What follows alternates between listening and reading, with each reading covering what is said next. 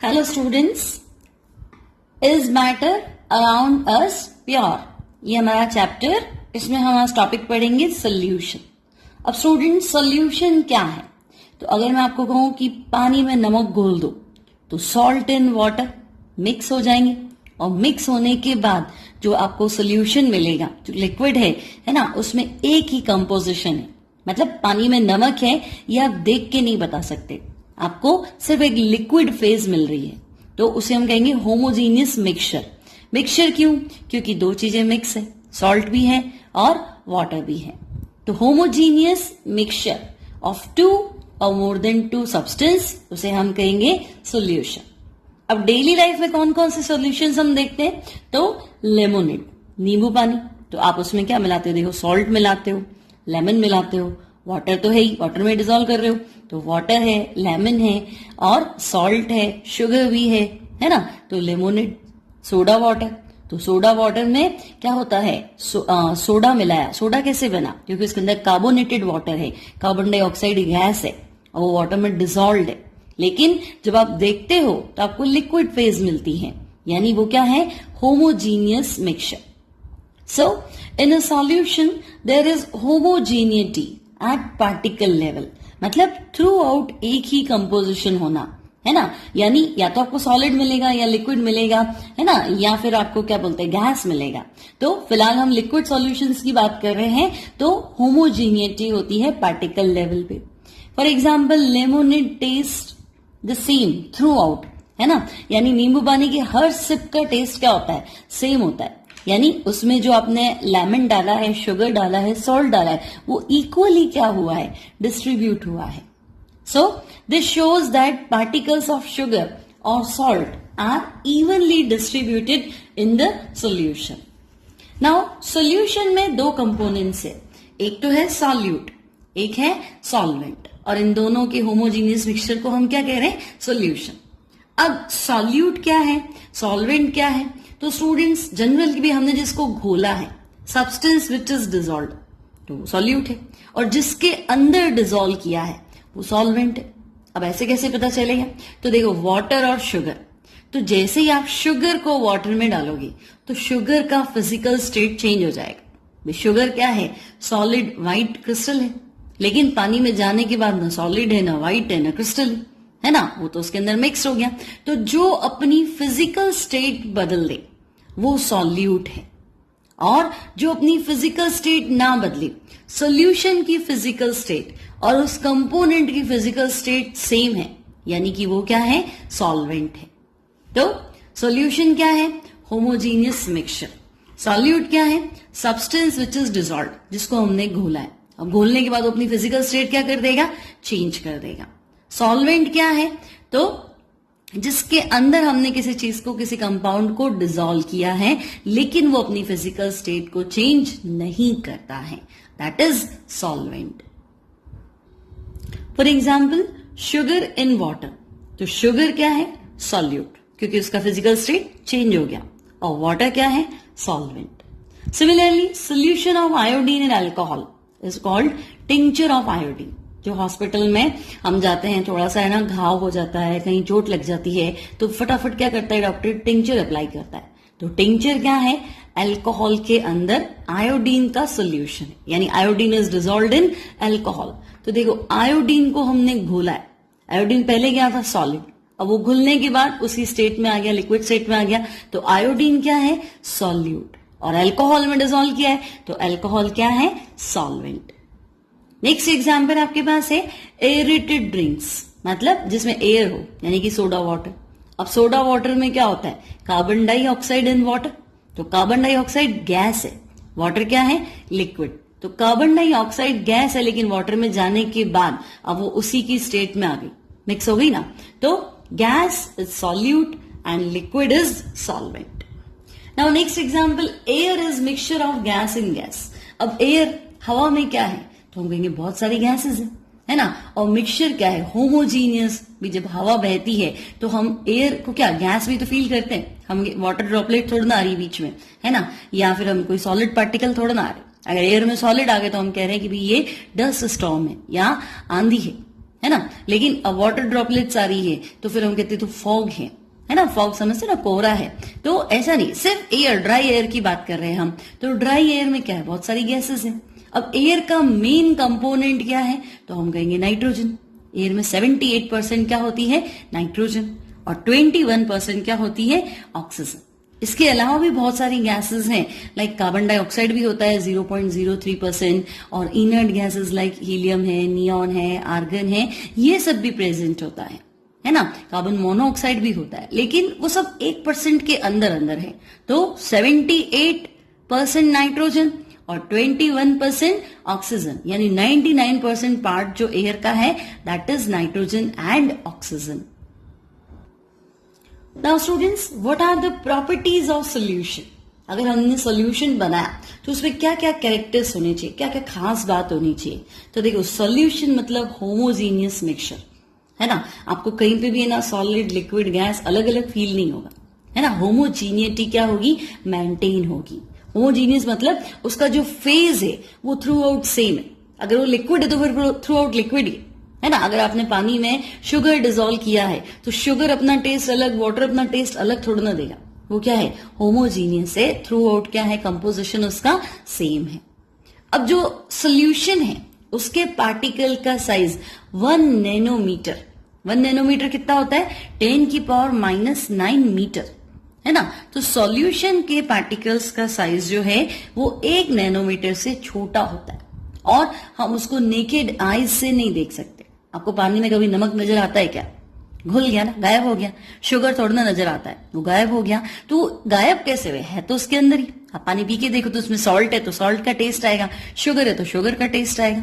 तो है तो इतनी, लेकिन वो डिवाइड होके इतना छोटा हो गया कि हम उसको नेकेड आइज से नहीं देख सकते। अब कितना पार्टिकल साइज छोटा हुआ, तो हम कह रहे हैं 1 नैनोमीटर से लेस होना चाहिए, तो वो आपका ट्रू सॉल्यूशन है। सो अब ये क्या कह रहा है कि because of very small size of particles, particle size क्या हो गया, बहुत छोटा हो गया। तो जब हम उसमें से लाइट पास करते हैं, है ना, तो लाइट वो एज इट इज उसमें से क्या हो जाती है, पास हो जाती है। वो लाइट को स्कैटर नहीं करते। So because of very small size of particles they do not scatter a beam of light passing through it. So the path of light is not visible in a solution.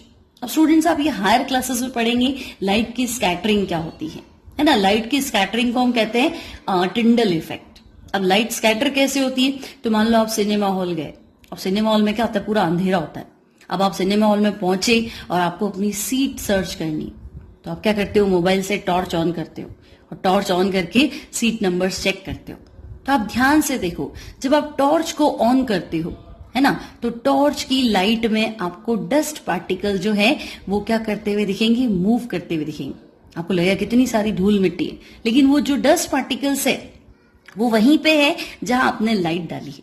तो वो है scattering of light, है ना। Light क्या हो रहा है, light का पाथ जो है वो आपने डिस्टर्ब कर दिया, बिखर गया, ठीक है। तो इसे हम बोलते हैं टिंडल इफेक्ट। लेकिन अगर मैं पानी में नमक भर दूं, एक ग्लास वाटर लेके हम उसमें क्या करें, सॉल्ट भर दें, तो कांच के ग्लास में से जब हम लाइट पास करेंगे तो वो लाइट एज इट इज उसमें से पास हो जाएगी, है ना। आपको लाइट का पाथ देखने को नहीं मिलेगा, यानी जो ट्रू सॉल्यूशन है वो लाइट की स्कैटरिंग नहीं करते हैं।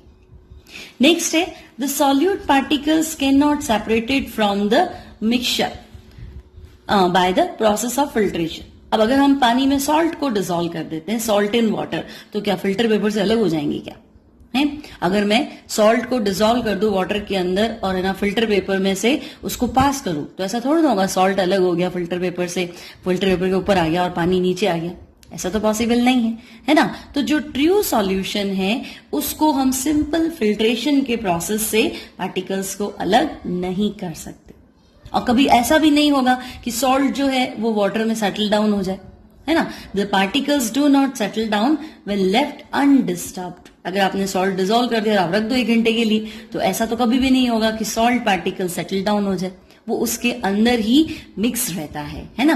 तो दैट इज सॉल्यूशन क्या है, स्टेबल है। क्योंकि अगर सेटल डाउन हो गया मतलब सॉल्यूट अलग सॉल्वेंट अलग, लेकिन ऐसा तो नहीं होता।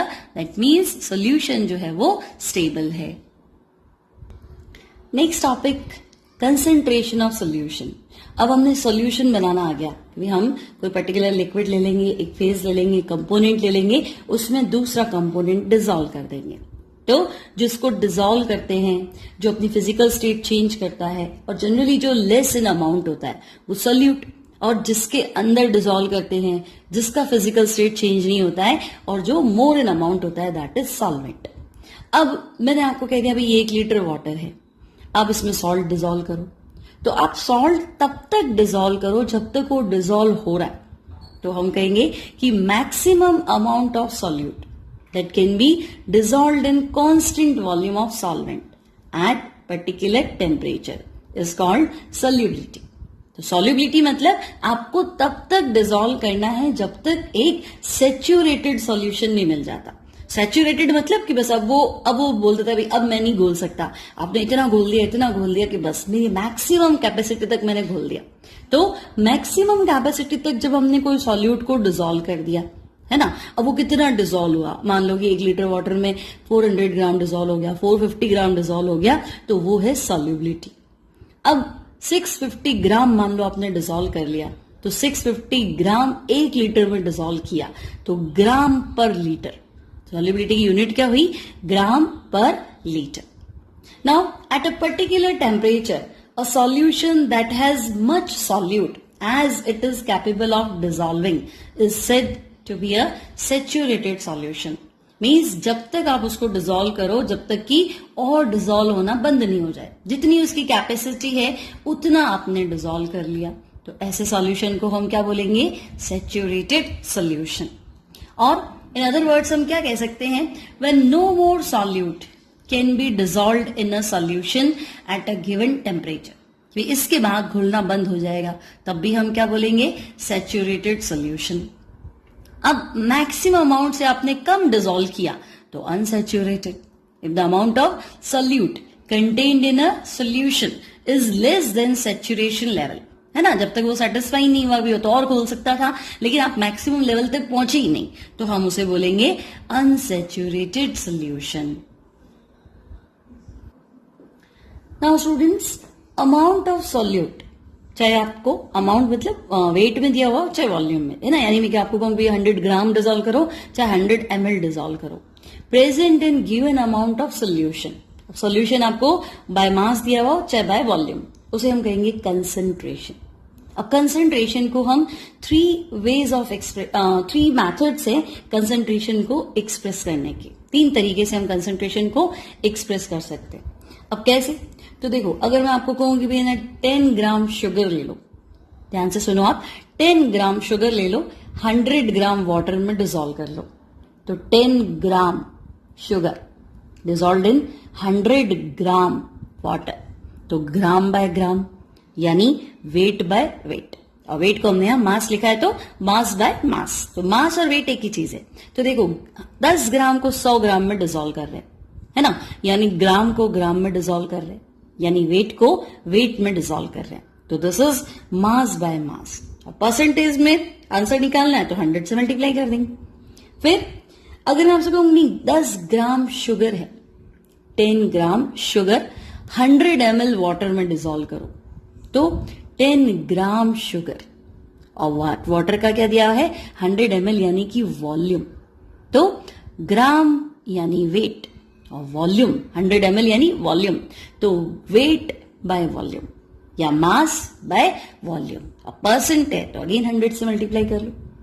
अब मैं आपको कहूं कि नहीं, शुगर सिरप ले लो, सिरप समझते हो जैसे हनी होती है वैसे, है ना, शुगर सिरप ले लो, लिक्विड है, तो 10 ml शुगर सिरप और 100 ml वॉल्यूम वाटर का, तो 10 ml शुगर सिरप, ml मतलब मिलीलीटर, तो यानी कि वॉल्यूम, और 100 ml वाटर यानी वो भी क्या हो गया, वॉल्यूम, तो वॉल्यूम बाय वॉल्यूम। तो 3 तरीके कैसे हुए, तो तुम कहोगे mass by mass, mass by volume और volume by volume. So there are 3 methods to express concentration. First क्या है, mass by mass, percentage of solution, तो W बाय W मतलब वेट बाय वेट। फिर mass by volume, percentage of solution यानी W by V, और volume by volume, percentage of solution यानी V by V। अब मास by मास, यानी मास by mass percentage कैसे निकालेंगे? तो देखो मास ऑफ सोल्यूट जिसको घोल रहे हैं, अब टोटल बताओ तो मास ऑफ सोल्यूशन। अब सोल्यूशन मतलब शुगर भी था प्लस वाटर भी था, है ना, यानी सॉल्यूट और सॉल्वेंट दोनों का मास ऐड करके बताना इनटू 100। नेक्स्ट है मास बाय वॉल्यूम परसेंट, तो मास किसका? सॉल्यूट का, अपॉन वॉल्यूम, वॉल्यूम किसका? सोल्यूशन का, परसेंट है तो 100 से मल्टीप्लाई कर लो। नाउ वॉल्यूम बाय वॉल्यूम, तो वॉल्यूम मतलब पहला हो जाएगा आपका वॉल्यूम, फर्स्ट हो जाएगा आपका वॉल्यूम किसका? सॉल्यूट का, अपॉन वॉल्यूम किसका हो जाएगा? सॉल्यूशन का। तो वॉल्यूम बाय वॉल्यूम परसेंटेज क्या होगा? Volume of solute upon volume of solution into 100। So we have 3 methods to express concentration. First है मास बाय मास, सेकेंड है मास बाय वॉल्यूम और थर्ड है वॉल्यूम बाय वॉल्यूम। नाउ एक problem है, a solution contains 40 grams of common salt in 320 grams of water. Calculate concentration in terms of mass by mass percentage of solution. अब students salt नमक हो गया, water solvent हो गया, है ना, तो सॉल्ट आपका नमक यानी कि सॉल्यूट, तो मास ऑफ सॉल्यूट कितना है? तो हम कहेंगे भाई नमक कितना घोला है? 40 grams। मास ऑफ सॉल्वेंट पानी कितना लिया है? 320 grams। अब हमें पता है नमक और पानी यानी कि solute plus solvent equals to क्या होता है? सोल्यूशन। सोल्यूशन क्या? पूरा होमोजीनियस मिक्सचर। तो मिक्सचर तो इन दोनों को मिलाने से आया ना, सॉल्ट और वाटर को मिला है, यानी सॉल्यूट और सॉल्वेंट को मिला है, तो इन दोनों को ऐड कर दो, तो 40 प्लस 320 यानी कि 360 ग्राम जो है वो पूरा सोल्यूशन है। अब मास परसेंट फाइंड करो, तो अभी हमने फॉर्मूला देखा था, मास परसेंट क्या था? Mass of solute upon mass of solution into 100। तो मास ऑफ सोल्यूट कितना है? 40, तो हम लिख देते हैं मास परसेंट। तो मास percent, mass of solute 40, mass of solution 360 into 100। अब आप इसको सॉल्व कर लो, 4 9 36, तो 100/9 ये आपका आ जाएगा अप्रॉक्स 11% के आसपास आ जाएगा। तो 11.1 दिया आंसर, 11.1%। Clear students? तो आज हमने पढ़ा कंसेंट्रेशन के सारे मेथड्स, क्या होता है, सॉल्यूशन क्या होता है, सॉल्यूट क्या होता है, सॉल्वेंट क्या होता है, सॉल्यूशन की प्रॉपर्टीज क्या होती है, और कंसेंट्रेशन को किस किस तरीके से हम एक्सप्रेस कर सकते हैं। आपको ये वीडियो अच्छा लगा तो आप जरूर लाइक करना, आप कमेंट बॉक्स में आप कमेंट लिखना आपको वीडियो कैसा लगा। ओके स्टूडेंट्स, आज के लिए इतना ही।